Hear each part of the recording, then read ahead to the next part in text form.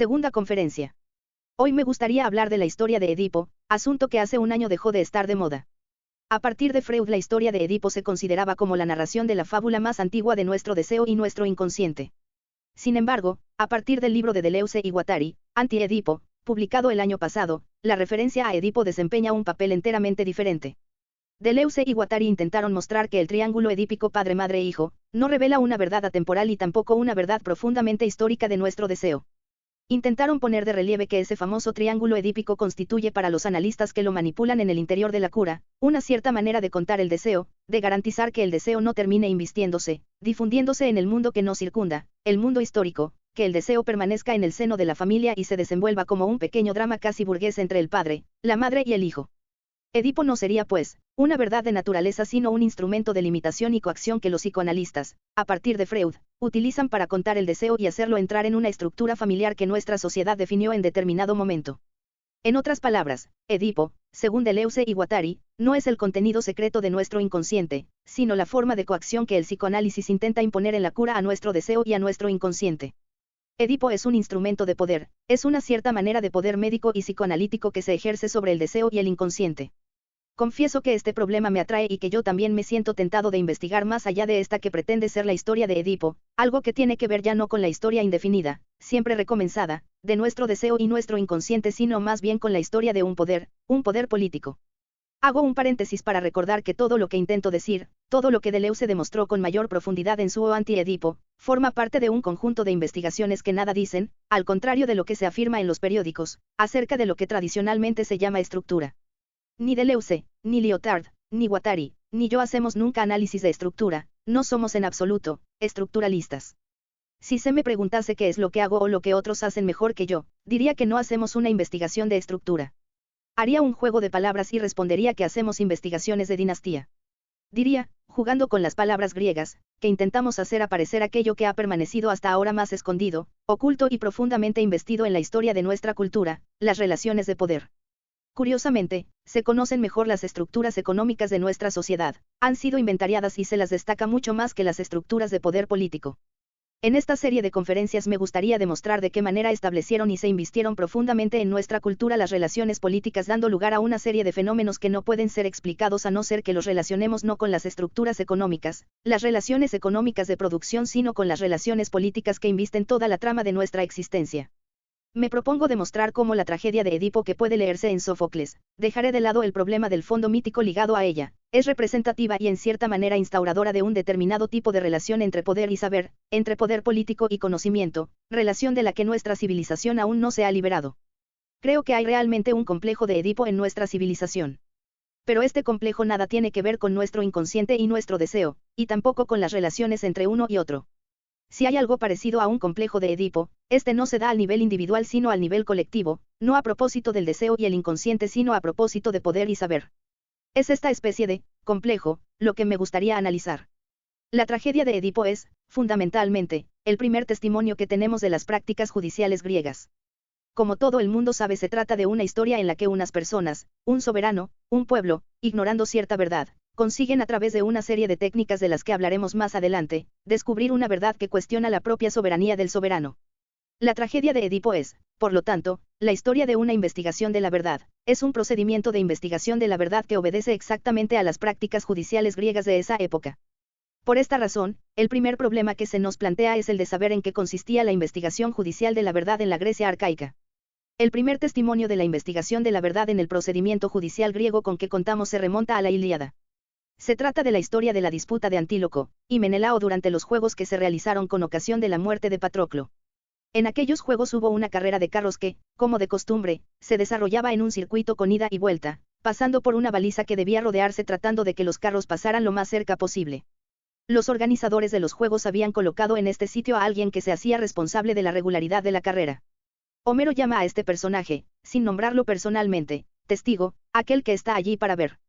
La carrera comienza y los dos primeros competidores que se colocan al frente a la altura de la curva son Antíloco y Menelao. Se produce una irregularidad y cuando Antíloco llega primero, Menelao eleva una queja y dice al juez o al jurado que ha de dar el premio que Antíloco ha cometido una irregularidad. Cuestionamiento, litigio, ¿cómo establecer la verdad? Curiosamente, en este texto de Homero no se apela a quien observó el hecho, el famoso testigo que estaba junto a la baliza y que debía atestiguar que había ocurrido. Su testimonio no se cita y no se le hace pregunta alguna. Solamente se plantea la querella entre los adversarios Menelao y Antíloco, de la siguiente manera: después de la acusación de Menelao, tú cometiste una irregularidad, y de la defensa de Antíloco, yo no cometí irregularidad. Menelao lanza un desafío: pon tu mano derecha sobre la cabeza de tu caballo, sujeta con la mano izquierda tu fusta y jura ante Zeus que no cometiste irregularidad. En ese instante, Antíloco, frente a este desafío, que es una prueba, renuncia a ella, no jura y reconoce así que cometió irregularidad. He aquí una manera singular de producir la verdad, de establecer la verdad jurídica: no se pasa por el testigo sino por una especie de juego, prueba, por una suerte de desafío lanzado por un adversario al otro. Uno lanza un desafío, el otro debe aceptar el riesgo o renunciar a él. Si lo hubiese aceptado, si hubiese jurado realmente, la responsabilidad de lo que sucederla, el descubrimiento final de la verdad quedaría inmediatamente en manos de los dioses y sería Zeus, castigando el falso juramento, si fuese el caso, quien manifestaría con su rayo la verdad. Esta es la vieja y bastante arcaica práctica de la prueba de la verdad, en la que ésta no se establece judicialmente por medio de una comprobación, un testigo, una indagación o una inquisición, sino por un juego de prueba. La prueba, una característica de la sociedad griega arcaica, aparecerá también en la Alta Edad Media. Es evidente que, cuando Edipo y toda la ciudad de Tebas buscan la verdad, no es este el modelo que utilizan. Entre la disputa de Menelao y Antíloco y la historia de Edipo pasaron muchos siglos. Sin embargo, resulta interesante observar que en la tragedia de Sófocles encontramos uno o dos restos de la práctica de establecer la verdad por medio de la prueba. Primero, en la escena de Creonte y Edipo, cuando Edipo critica a su cuñado por haber truncado la respuesta del oráculo de Delfos, diciendo: tú inventaste todo esto simplemente para quitarme el poder y sustituirme. Y Creonte responde sin intentar establecer la verdad valiéndose de testigos: bien, juremos. Yo juraré que no he conspirado contra ti. Esto se dice en presencia de Yocasta, que acepta el juego y se hace responsable de su regularidad. Creonte responde a Edipo según la vieja fórmula del litigio entre guerreros. En segundo lugar, podríamos decir que encontramos en toda la obra este sistema del desafío y la prueba. Edipo, al enterarse de que la peste que asola a Tebas era la consecuencia de una maldición de los dioses caída como castigo por la falta y el asesinato, responde diciendo que se compromete a enviar al exilio al autor del crimen sin saber, naturalmente, que es el mismo quien lo había cometido. Queda así implicado por su propio juramento, como ocurría en los litigios entre guerreros arcaicos en los que los adversarios se incluían mutuamente en los juramentos de promesa y maldición. Estos restos de la vieja tradición reaparecen algunas veces a lo largo de la obra. Sin embargo, toda la tragedia de Edipo está fundada, en verdad, en un mecanismo enteramente diferente. Este es el mecanismo de establecimiento de la verdad que quiero exponer. Creo que este mecanismo de la verdad obedece inicialmente a una ley, una especie de pura forma que podríamos llamar ley de las mitades. El descubrimiento de la verdad se lleva a cabo en Edipo por mitades que se ajustan y se acoplan. Edipo manda consultar al dios de Delfos, Apolo. Cuando examinamos en detalle la respuesta de Apolo observamos que se da en dos partes. Apolo comienza diciendo: el país está amenazado por una maldición. A esta primera respuesta le falta, en cierta forma, una mitad, pesa una maldición, pero ¿quién fue el causante? Por consiguiente es preciso formular una segunda pregunta y Edipo fuerza a Creonte a dar la segunda respuesta, preguntándole a qué se debe la maldición. La segunda mitad aparece: la causa de esta es un asesinato. Pero quien dice asesinato dice dos cosas: quién fue asesinado y quién es el asesino. Se pregunta a Apolo: ¿quién fue asesinado? La respuesta es: Layo, el rey. Se pregunta: ¿quién cometió el asesinato? Entonces es cuando Apolo se niega a responder, lo cual suscita el comentario de Edipo: no se puede forzar la respuesta de los dioses. Falta, pues, una mitad. La maldición corresponde a una mitad del asesinato, siendo esta solo la primera, quien fue asesinado; falta pues la segunda, el nombre del asesino. Para saber el nombre del asesino será preciso apelar a alguna cosa, a alguien, ya que no se puede forzar la voluntad de los dioses. Esta figura a la que se apela es el doble humano, la sombra mortal de Apolo, el adivino Tiresias, quien, como Apolo, es divino, el divino adivino. Tiresias está muy cerca de Apolo y, como él, recibe el nombre de rey, pero es perecedero mientras que Apolo es inmortal. Por otra parte, Tiresias es ciego, está sumergido en la noche, mientras que Apolo es el dios del sol, es la mitad de sombra de la verdad divina, el doble que el dios luz proyecta sobre la superficie de la tierra. Se interrogará entonces a esta mitad, y Tiresias responderá a Edipo diciendo: fuiste tú quien mató a Layo. En consecuencia, podemos decir que, desde la segunda escena de Edipo, todo está dicho y representado. Se posee ya la verdad puesto que Edipo es efectivamente designado por el conjunto constituido por las respuestas de Apolo y Tiresias. El juego de las mitades está completo: maldición, asesinato, quién fue muerto, quién mató. Aquí está todo, pero colocado en una forma muy particular, como una profecía, una predicción, una prescripción. El adivino Tiresias no dice exactamente a Edipo, fuiste tú quien mató, dice, prometiste que desterrarías a aquel que hubiese matado, ordeno que cumplas tu voto y te destierres a ti mismo. Del mismo modo Apolo no había dicho estrictamente, pesa una maldición y es por ello que la ciudad está asolada por la peste. Dice Apolo, si quieres que termine la peste, es preciso expiar la falta. Todo esto se dice en forma de futuro, prescripción, predicción, nada hay que se refiera a la actualidad del presente, nada es apuntado. Tenemos toda la verdad, pero en la forma prescriptiva y profética que es característica del oráculo y el adivino. En esta verdad que es, de algún modo, completa y total, en la que todo ha sido dicho, falta algo que es la dimensión del presente, la actualidad, la designación de alguien. Falta el testigo de lo que realmente ha ocurrido. Curiosamente, toda esta vieja historia es formulada por el adivino y el dios en futuro. Se necesita ahora el presente y el testigo del pasado, el testigo presente de lo que realmente sucedió. La segunda mitad de esta prescripción y previsión, pasado y presente, se da en el resto de la obra y también por un extraño juego de mitades. En principio es preciso establecer quién mató a Layo, lo cual se obtiene en el discurrir de la pieza por el acoplamiento de dos testimonios. El primero lo da inadvertidamente y espontáneamente Yocasta al decir, ves bien, Edipo, que no has sido tú quien mató a Layo, contrariamente a lo que dice el adivino. La mejor prueba de esto es que Layo fue muerto por varios hombres en la encrucijada de tres caminos. Edipo contestará a este testimonio con una inquietud que ya es casi una certeza. Matar a un hombre en la encrucijada de tres caminos es exactamente lo que yo hice, recuerdo que al llegar a Tebas di muerte a alguien en un sitio parecido. Así, por el juego de estas dos mitades que se completan, el recuerdo de Yocasta y el de Edipo, tenemos esta verdad casi completa, la del asesinato de Layo. Y decimos que es casi completa porque falta aún un pequeño fragmento, saber si fue muerto por uno o varios individuos. Cuestión que lamentablemente no se resuelve en la pieza. Pero esto es solo la mitad de la historia de Edipo, pues Edipo no es únicamente aquel que mató al rey Layo, es también quien mató a su propio padre y se casó luego con su madre. Esta segunda mitad de la historia falta incluso después del acoplamiento de los testimonios de Yocasta y Edipo. Falta precisamente lo que les da una especie de esperanza, pues el dios predijo que Layo no habría de morir en manos de un hombre cualquiera sino de su propio hijo. Por lo tanto, mientras no se pruebe que Edipo es hijo de Layo, la predicción no estará realizada. Esta segunda mitad es necesaria para que pueda establecerse la totalidad de la predicción, en la última parte de la obra, por medio del acoplamiento de dos testimonios diferentes. Uno será el del esclavo que viene de Corinto para anunciar a Edipo la muerte de Polibio. Edipo, que no llora la muerte de su padre, se alegra diciendo, al menos no he sido yo quien lo mató, contrariamente a lo que dice la predicción. Y el esclavo replica, Polibio no era tu padre. Tenemos así un nuevo elemento, Edipo no es hijo de Polibio. Interviene el último esclavo, que había huido después del drama escondiéndose en las profundidades del Citerón. Se trata de un pastor de ovejas que había guardado consigo la verdad y que ahora es llamado para ser interrogado acerca de lo ocurrido. Dice el pastor, en efecto, hace tiempo, di a este mensajero un niño que venía del palacio de Yocasta y que, según me dijeron, era su hijo. Falta, pues, la última certeza ya que Yocasta no está presente para atestiguar que fue ella quien entregó el niño al esclavo. No obstante, salvo por esta pequeña dificultad, el ciclo está ahora completo. Sabemos que Edipo era hijo de Layo y Yocasta, que le fue entregado a Polibio, que fue él, creyendo ser hijo de Polibio y regresando para escapar de la profecía, a Tebas, Edipo no sabía que era su patria, quien mató en la encrucijada de tres caminos al rey Layo, su verdadero padre. El ciclo está cerrado. Se ha cerrado por una serie de acoplamiento de mitades que se ajustan unas con otras. Es como si toda esta larga y compleja historia del niño que es al mismo tiempo un exiliado debido a la profecía y un fugitivo de la misma profecía, hubiese sido partida en dos e inmediatamente vueltas a partir en dos cada una de sus partes, y todos esos fragmentos repartidos en distintas manos. Fue preciso que se reunieran el dios y su profeta, Yocasta y Edipo, el esclavo de Corinto y el de Citerón para que todas estas mitades y mitades llegasen a ajustarse unas a otras, a adaptarse, a acoplarse y reconstituir el perfil total de la historia. Esta forma del Edipo de Sófocles, realmente impresionante, no es solo una forma retórica, es al mismo tiempo religiosa y política. Consiste en la famosa técnica del, el símbolo griego. Un instrumento de poder, del ejercicio de poder que permite a alguien que guarda un secreto o un poder romper en dos partes un objeto cualquiera, de cerámica, por ejemplo, guardar una de ellas y confiar la otra a alguien que debe llevar el mensaje o dar prueba de su autenticidad.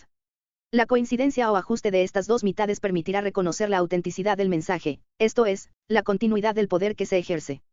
El poder se manifiesta, completa su ciclo y mantiene su unidad gracias a este juego de pequeños fragmentos separados unos de otros, de un mismo conjunto, un objeto único, cuya configuración general es la forma manifiesta del poder.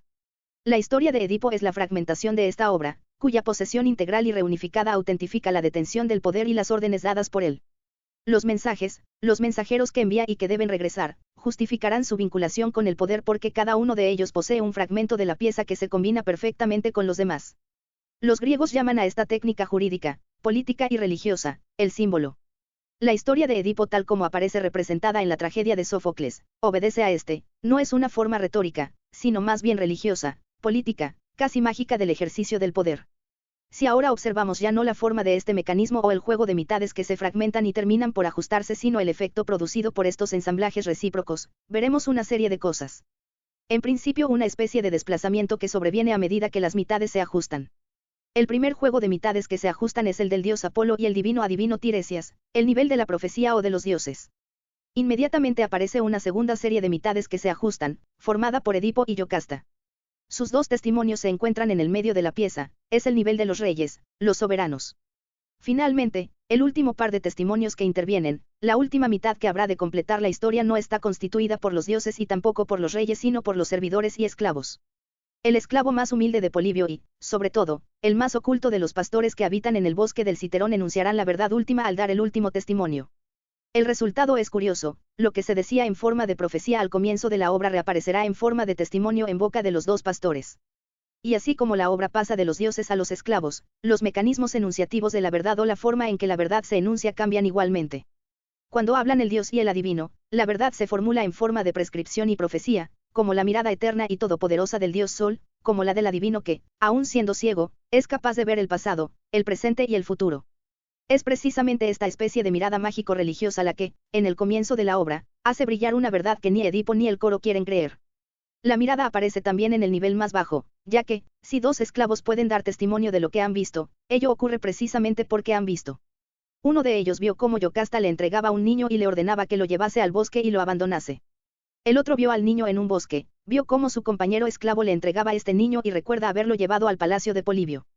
Una vez más se trata de la mirada, pero ya no de aquella mirada eterna, iluminadora, fulgurante del dios y su adivino, ahora es la mirada de personas que ven y recuerdan haber visto con sus ojos humanos, es la mirada del testimonio. Esta era la mirada omitida por Homero al hablar del conflicto y el litigio entre Antíloco y Menelao. Puede decirse, pues, que toda la obra es una manera de desplazar la enunciación de la verdad de un discurso profético y prescriptivo de otro retrospectivo, ya no es más una profecía, es un testimonio. Es también una cierta manera de desplazar el brillo o la luz de la verdad del brillo profético y divino hacia la mirada de algún modo empírica y cotidiana de los pastores. Entre los pastores y los dioses hay una correspondencia, dicen lo mismo, ven la misma cosa, pero no con el mismo lenguaje y tampoco con los mismos ojos. Durante toda la tragedia vemos una única verdad que se presenta y se formula de dos maneras diferentes, con otras palabras, en otro discurso, con otra mirada. Sin embargo, estas miradas se corresponden. Los pastores responden exactamente a los dioses, podríamos decir incluso que lo simbolizan. En el fondo, lo que los pastores dicen es aquello que los dioses ya habían dicho, solo que lo hacen de otra forma. Estos son los dos rasgos fundamentales de la tragedia de Edipo, la comunicación entre los pastores y los dioses, entre el recuerdo de los hombres y las profecías divinas. Esta correspondencia define la tragedia y establece un mundo simbólico en el que el recuerdo y el discurso de los hombres son algo así como una imagen empírica de la gran profecía de los dioses. Hemos de insistir sobre estos dos puntos para comprender el mecanismo de la progresión de la verdad en Edipo. En un lado están los dioses, en el otro los pastores, pero entre ellos se sitúa el nivel de los reyes, o mejor, el nivel de Edipo. ¿Cuál es su nivel de saber y qué significa su mirada? En relación con esta cuestión, es preciso rectificar algunas cosas. Cuando se analiza la obra suele decirse que Edipo es aquel que nada sabía, que era ciego, que tenía los ojos vendados y la memoria bloqueada dado que nunca había mencionado, e incluso parecía haber olvidado sus propios actos al matar al rey en la encrucijada de los tres caminos. Edipo, hombre del olvido, hombre del no saber, un verdadero hombre del inconsciente para Freud. Bien sabemos que el nombre de Edipo ha sido empleado para realizar múltiples juegos de palabras. Sin embargo, no olvidemos que los mismos griegos habían ya señalado que entendemos la palabra que significa al mismo tiempo, haber visto, y, saber. Quiero demostrar que Edipo, colocado dentro de este mecanismo de mitades que se comunican, juego de respuestas entre los pastores y los dioses, no es aquel que no sabía sino, por el contrario, aquel que sabía demasiado, aquel que unía su saber y su poder de una manera condenable y que la historia de Edipo debía ser expulsada definitivamente de la historia. El título mismo de la tragedia de Sófocles es interesante, Edipo y Edipo Rey. La palabra es de difícil traducción. En efecto, la traducción no da cuenta del significado exacto. Edipo es el hombre del poder, un hombre que ejerce cierto poder. Y es digno de tener en cuenta que el título de la obra de Sófocles no sea Edipo, el incestuoso o Edipo, asesino de su padre, sino Edipo rey. ¿Qué significa la realeza de Edipo? La importancia de la temática del poder se pone de relieve si recorremos el curso de la obra. Durante toda la pieza lo que está en cuestión es esencialmente el poder de Edipo y es esto mismo lo que hace que éste se sienta amenazado. En ningún lugar de la tragedia dice Edipo que es inocente, ni una sola vez afirma haber hecho algo contra su voluntad o que cuando mató a aquel hombre no sabía que se trataba de Layo. En suma, el personaje central del Edipo rey de Sófocles no invoca en ningún momento su inocencia o la excusa de haber actuado de modo inconsciente. Solamente en Edipo en que lo une veremos a un Edipo ciego y miserable que gime a lo largo de la obra diciendo, yo nada podía hacer. Los dioses me cogieron en una trampa que no había previsto. En Edipo rey, Edipo no defiende en modo alguno su inocencia, su problema es el poder y cómo hacer para conservarlo, esta es la cuestión de fondo desde el comienzo hasta el final de la obra. En la primera escena los habitantes de Tebas recurren a Edipo en su condición de soberano para plantearle el problema de la peste. Tú tienes el poder, debes curarnos de la peste. Y él responde diciendo, tengo gran interés en curaros de la peste, pues no solo a vosotros afecta sino también a mí mismo, en mi soberanía y mi realeza. Para Edipo entonces, la solución del problema es una condición necesaria para conservar su poder y cuando comienza a sentirse amenazado por las respuestas que surgen a su vuelta, cuando el oráculo lo nombra y el adivino dice de manera más clara aún que él es el culpable, Edipo, sin invocar su inocencia, comenta a Tiresias, tú deseas mi poder, has armado una conspiración contra mí para privarme de mi poder. A Edipo no le asusta la idea de que podría haber matado a su padre o al rey, teme solamente perder su propio poder. En la disputa con Creonte, este le dice, trajiste un oráculo de Delfos pero lo falseaste porque, hijo de Layo, tú reivindicas un poder que me fue dado. Aquí también se siente Edipo amenazado por Creonte al nivel del poder y no de su inocencia o culpabilidad. En todos estos enfrentamientos lo que está en cuestión, desde el comienzo de la obra, es el poder. Y cuando, al final de la obra, la verdad está a punto de ser descubierta, cuando el esclavo de Corinto dice a Edipo, no te inquietes, no es el hijo de Polibio, Edipo no pensará que al no ser hijo de Polibio bien puede ocurrir que sea hijo de algún otro y tal vez, de Layo, dirá, dices eso para que me avergüence, para hacer que el pueblo crea que soy hijo de un esclavo. Igualmente ejerceré el poder, soy un rey como los otros. Una vez más es el poder. Y en su carácter de jefe de justicia, como soberano, Edipo convocará en ese momento al último testigo, el esclavo del Citerón. Amenazándolo con la tortura, le arrancará la verdad, y cuando ya se sabe quién era Edipo y qué había hecho, parricidio, e incesto con la madre, ¿cuál es la respuesta del pueblo de Tebas? Nosotros te llamábamos nuestro rey, lo cual significa que el pueblo de Tebas, al mismo tiempo que reconoce en Edipo a quien fue su rey, por el uso del imperfecto, llamábamoslo, declara ahora destituido y lo despoja de los atributos de la realeza. Lo que está en cuestión es la caída del poder de Edipo. La prueba de ello es que cuando Edipo pierde el poder en favor de Creonte, las últimas réplicas de la obra todavía giran en torno al poder. La última palabra dirigida a Edipo antes de que lo lleven al interior del palacio es pronunciada por el nuevo rey, Creonte, ya no trates de ser el señor. La palabra empleada es, lo cual quiere decir que Edipo debe dejar de dar órdenes. Y Creonte añade, palabra que quiere decir, después de haber llegado a la cima, pero que también es un juego de palabras en el que la, tiene un sentido privativo, no poseyendo más el poder. Significa al mismo tiempo, tú que alcanzaste la cima y que ahora has perdido el poder. Después de esto interviene el pueblo que saluda a Edipo por última vez diciendo, tú que eras, esto es, tú que estabas en la cima del poder. Sin embargo, el primer saludo del pueblo tebano a Edipo era, es decir, Edipo Todopoderoso. Entre estos dos saludos del pueblo se desarrolló toda la tragedia. La tragedia del poder y del control del poder político. ¿Pero qué es este poder de Edipo? ¿Cómo se caracteriza? Sus características están presentes en la historia, el pensamiento y la filosofía griega de la época. Edipo es llamado, el primero de los hombres, aquel que tiene aquel que detenta el poder y es por ello. Tirano no ha de entenderse aquí en sentido estricto, Polibio, Layo y todos los demás eran considerados también. En la tragedia de Edipo aparecen algunas de las características de este poder. Edipo tiene el poder, pero lo obtiene al cabo de una serie de historias y aventuras que, de ser el hombre más miserable, niño abandonado, perdido, viajero errante, lo convierten en el más poderoso. El suyo fue un destino desigual, conoció la miseria y la gloria, tuvo su punto más alto cuando todos lo creían hijo de Polibio y su condición más baja cuando se vio obligado a errar de ciudad en ciudad, y más tarde volvió a la cima. Los años que crecieron conmigo, dice, me rebajaron a veces y otras me exaltaron. Esta alternancia del destino es un rasgo característico de dos tipos de personajes, el héroe legendario que perdió su ciudadanía y su patria y que después de varias pruebas reencuentra la gloria, y el tirano histórico griego de finales del siglo V y comienzos del V. El tirano era aquel que después de haber pasado por muchas aventuras y llegado a la cúspide del poder estaba siempre amenazado de perderlo. La irregularidad del destino es característica del personaje del tirano tal como es descrito en los textos griegos de esta época. Edipo es aquel que después de haber conocido la miseria, alcanzó la gloria, aquel que se convirtió en rey después de haber sido héroe. Pero si se convirtió en rey fue porque había sido capaz de curar a la ciudad de Tebas matando a la divina Cantora, la cadela que devoraba a todos aquellos que no conseguían descifrar sus enigmas. Había curado a la ciudad, le había permitido, como se dice en la obra, recuperarse, respirar cuando había perdido el aliento. Para designar a esta cura de la ciudad, Edipo emplea la expresión, recuperar la ciudad, expresión que encontramos en el texto de Solón. Solón, que no es un tirano sino más bien un legislador, se vanagloriaba de haber recuperado la ciudad de Atenas a finales del siglo V. Esta es una característica común a todos los tiranos que surgen en Grecia entre los siglos 7 y V. No solo conocieron los puntos álgidos y bajos de la suerte personal sino que además desempeñaron el papel de agentes de recuperación por medio de una distribución económica ecuánime como Cípselo en Corinto, o a través de una justa legislación, como es el caso de Solón en Atenas. Son estas, pues, dos características fundamentales del tirano griego que aparecen en textos de la época de Sófocles o aún anteriores. En Edipo se encuentran, además de estas características positivas de la tiranía, otras que podrían considerarse negativas. Con ocasión de las discusiones que mantiene con Creonte y Tiresias, e incluso con el pueblo mismo, se le reprochan a Edipo varias cosas. Creonte, por ejemplo, le dice, estás equivocado. Te identificas con esta ciudad, en la que no naciste. Imaginas que eres esta ciudad y que te pertenece. Yo también formo parte de ella, no es solo tuya. Si nos atenemos a las historias que contaba Heródoto acerca de los tiranos griegos, en particular acerca de Cípselo de Corinto, vemos que éste se consideraba dueño de la ciudad, solía decir que Zeus se la había otorgado y que él la había entregado a los ciudadanos.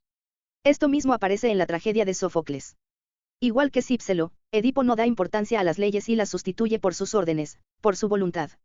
Esto está claro en sus afirmaciones, cuando Creonte le reprocha que quiera exiliarlo diciendo que su decisión no es justa, Edipo responde, poco me importa que sea o no justo, igualmente has de obedecer. Su voluntad será la ley de la ciudad y es por ello que en el momento en que se inicia su caída del poder el coro del pueblo le reprochará el haber despreciado la justicia. Por lo tanto, hay que ver en Edipo un personaje históricamente bien definido, marcado, catalogado, caracterizado por el pensamiento del siglo V, el tirano. Este personaje del tirano no solo se caracteriza por el poder sino también por cierto tipo de saber.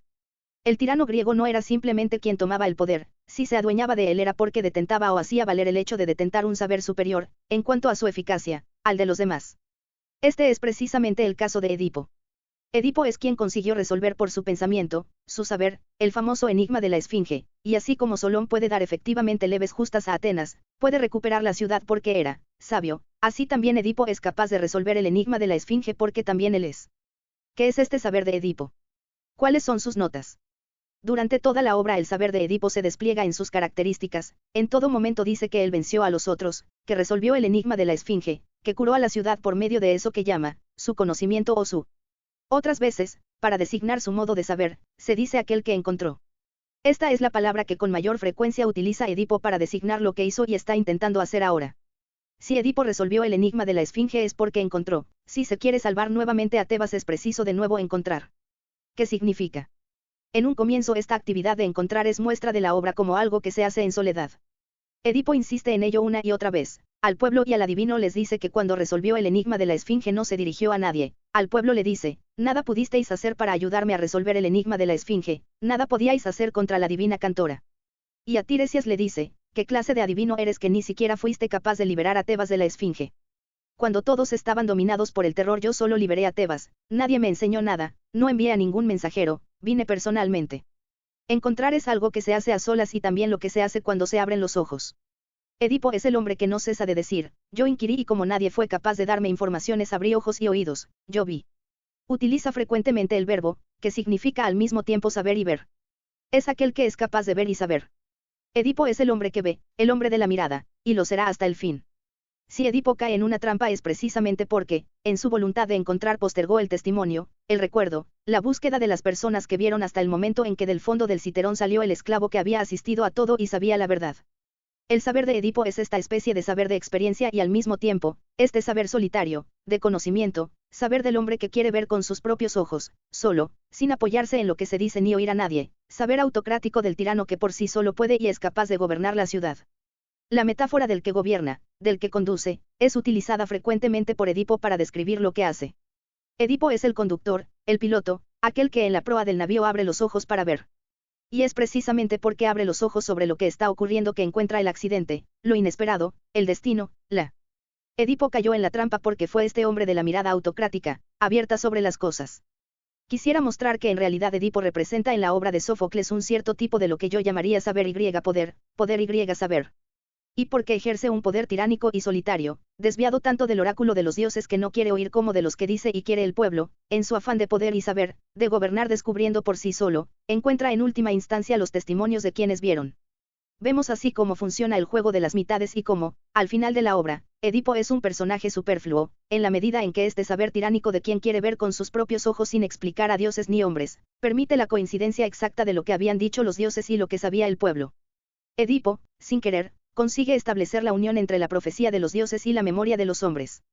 El saber edípico, el exceso de poder, el exceso de saber, fueron tales que el protagonista se tornó inútil, el círculo se cerró sobre él, o mejor, los dos fragmentos de la trama se acoplaron y Edipo, en su poder solitario, se hizo inútil, su imagen se tornó monstruosa al acoplarse ambos fragmentos. Edipo podía demasiado por su poder tiránico, sabía demasiado en su saber solitario. En este exceso aún era esposo de su madre y hermano de sus hijos, es el hombre del exceso, aquel que tiene demasiado de todo, en su poder, su saber, su familia, su sexualidad. Edipo, hombre doble, que estaba de más frente a la transparencia simbólica, de lo que sabían los pastores y hablan los dioses. Por consiguiente, la tragedia de Edipo está muy cerca de lo que será, unos años más tarde, la filosofía platónica. Platón restará valor al saber de los esclavos, memoria empírica de lo que fue visto, en provecho de una memoria más profunda, esencial, como es la memoria de lo que se vio en el ámbito de lo inelegible. No obstante, lo importante es aquello que será fundamentalmente desvalorizado, descalificado, tanto en la tragedia de Sófocles como en la República de Platón, el tema, o mejor el personaje, la forma de un saber político que es al mismo tiempo privilegiado y exclusivo. La figura señalada por la tragedia de Sófocles o la filosofía de Platón, colocada en una dimensión histórica, es la misma que aparece por detrás de Edipo. Edipo el sabio, el tirano que sabe, el hombre es el famoso sofista, profesional del poder político y el saber que existía efectivamente en la sociedad ateniense correspondiente a la época de Sófocles. Pero más allá de esta figura, lo que Platón y Sófocles señalan es otra categoría de personajes del que el sofista era algo así como un pequeño representante, continuación y fin histórico, me refiero al personaje del tirano. En los siglos V y VII el tirano era el hombre del poder y del saber, aquel que dominaba tanto por el poder que ejercía como por el saber que poseía. Por último, aun cuando no está presente en el texto de Platón y tampoco en Sófocles, quien es mencionado es el gran personaje histórico que existió efectivamente aunque colocado en un contexto legendario, el famoso rey asirio. En las sociedades indoeuropeas del Oriente Mediterráneo, a finales del segundo y comienzos del primer milenio, el poder político detentaba siempre cierto tipo de saber. El rey y quienes lo rodeaban administraban un saber que no podía y no debía ser comunicado a los demás grupos sociales, por el solo hecho de detentar el poder. Saber y poder eran exactamente correspondientes, correlativos, superpuestos. No podía haber saber sin poder, y no podía haber poder político que no supusiera a su vez cierto saber especial. Esta es la forma aislada por Dumézil en sus estudios sobre las tres funciones, cuando mostró que la primera función, el poder político, correspondía a un poder político mágico y religioso. El saber de los dioses, el saber de la acción que se puede ejercer sobre los dioses o sobre nosotros, todo ese saber mágico religioso está presente en la función política. En el origen de la sociedad griega del siglo V que es, a la vez, el origen de nuestra civilización se produjo un desmantelamiento de esta gran unidad formada por el poder político y el saber. Los tiranos griegos, impregnados de civilización oriental, trataron de instrumentar para su provecho el desmantelamiento de esta unidad del poder mágico religioso que aparecía en los grandes imperios asirios. En alguna medida también los sofistas de los siglos V y VI la utilizaron como pudieron, en forma de lecciones retribuidas con dinero. Durante los 5 o 6 siglos que corresponden a la evolución de la Grecia arcaica asistimos a esta larga descomposición y cuando comienza la época clásica, Sófocles representa la fecha inicial, el punto de eclosión, se hace perentoria la desaparición de esta unión del poder y el saber para garantizar la supervivencia de la sociedad. A partir de este momento el hombre del poder será el hombre de la ignorancia. Edipo nos muestra el caso de quien por saber demasiado, nada sabía. Edipo funcionará como hombre de poder, ciego, que no sabía y no sabía por qué podía demasiado. Así, cuando el poder es tachado de ignorancia, inconsciencia, olvido, oscuridad, por un lado quedarán el adivino y el filósofo en comunicación con la verdad, con las verdades eternas de los dioses o del espíritu, y por otro estará el pueblo que, aun cuando es absolutamente desposeído del poder, guarda en sí el recuerdo o puede dar testimonio de la verdad. Así, para ir más allá de un poder que se encegueció como Edipo, están los pastores que recuerdan y los adivinos que dicen la verdad. Occidente será dominado por el gran mito de que la verdad nunca pertenece al poder político, de que el poder político es ciego, de que el verdadero saber es el que se posee cuando se está en contacto con los dioses o cuando recordamos las cosas, cuando miramos hacia el gran sol eterno o abrimos los ojos para observar lo que ha pasado. Con Platón se inicia un gran mito occidental, lo que de antinómico tiene la relación entre el poder y el saber. Si se posee el saber es preciso renunciar al poder. Allí donde están el saber y la ciencia en su pura verdad jamás puede haber poder político. Hay que acabar con este gran mito. Un mito que Nietzsche comenzó a demoler al mostrar en los textos que hemos citado que por detrás de todo saber o conocimiento lo que está en juego es una lucha de poder. El poder político no está ausente del saber, por el contrario, está tramado con este.